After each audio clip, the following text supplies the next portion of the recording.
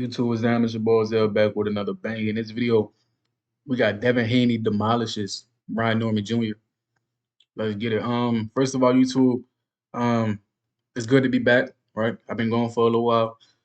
Quick little story. I went to basic training, and then I went to Fort Gordon to learn information technology.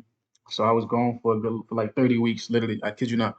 I should have let y'all know in advance. That's my bad. I know a lot of people unsubscribe, but that's fine. You're just gonna build the core fan base back up. But with all of that being said, we had a great night of fights. Um, I haven't been able to speak on a lot of big fights that have happened recently, but just know that I watched them. Right? I watched Terrence Crawford. I spoke on that.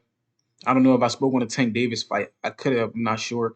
Um, Ryan Garcia, Rolly Romero. Never got the chance to speak on that, but that was a little while ago.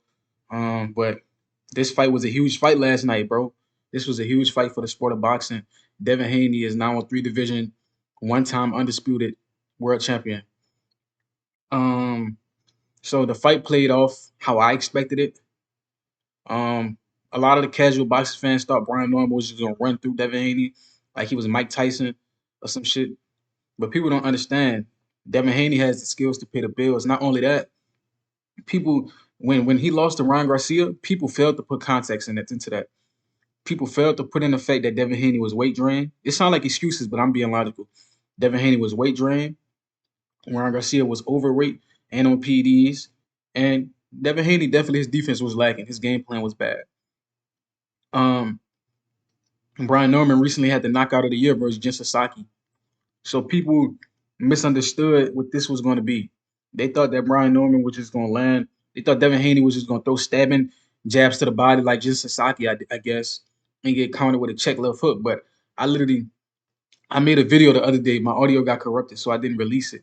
But I literally said, if Devin Haney controls the distance and prepares and anticipates that check hook, there is nothing Brian Norman can do, right? The way to beat Devin Haney is with looping shots. I don't think I've ever seen anybody beat Devin Haney with straight shots. And Brian Norman doesn't have straight shots, right? Maybe if he had a straight shot, he could have caught Devin. Because Devin leaves his left hand low. Even in this picture, you can see he has a tendency to leave his left hand low. So even if you threw a right overhand shot, you have the right. When you fight slick boxers like Devin Haney, Floyd Mayweather, Shakur Stevenson, they tend to naturally go into a shoulder roll or drop their lead hand.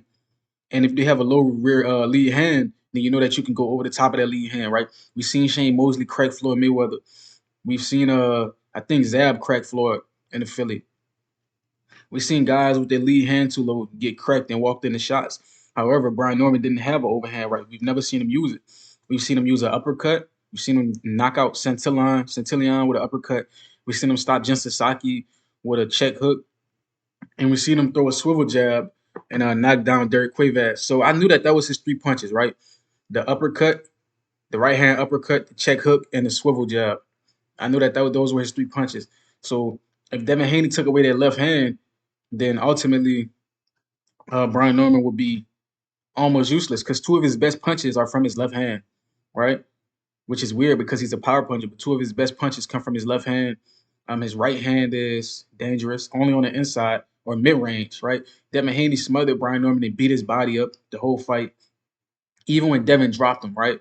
When Devin dropped B-Norm, when he dropped him, it was a right hook. It was a right hook to the face, right? I think he broke his nose with that right hook. And then he jumped on him and started beating his body up.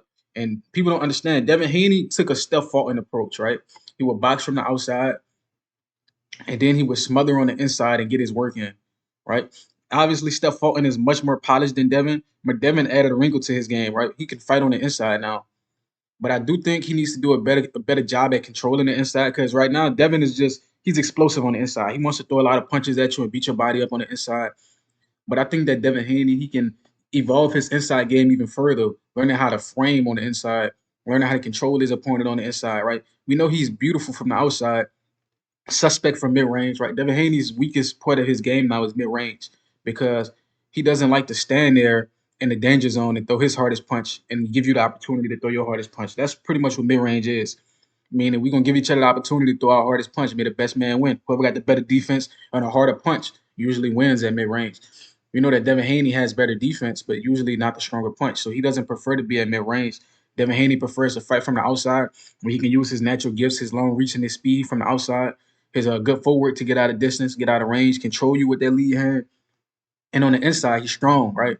If he was physical with Brian Norman, he's strong, he's physical, punched him, beat his body up. And I just think that it was a dominant performance by Devin Haney, bro. Beat him up on the outside and the inside. We've never seen this before. Levels. Devin Haney's still getting better. That's a scary. He's still getting better. Now, if he learns how to control on the inside and fight on the inside, bro, this dude is going to be an all-time great. Mark my words. But yeah, I predicted this. I said if he neutralized that check hook, Devin Haney was going to dominate. And he neutralized the check hook, right? Brian Norman got dropped in the second round. Devin Haney asked him, "What if I drop you?" And Brian Norman said, "It can't happen." And Devin Haney said, "Remember this day." Brian Norman said, "I'm gonna remember it every minute of every day." Right? Devin Haney also told him, "You violate, I'm gonna demonstrate."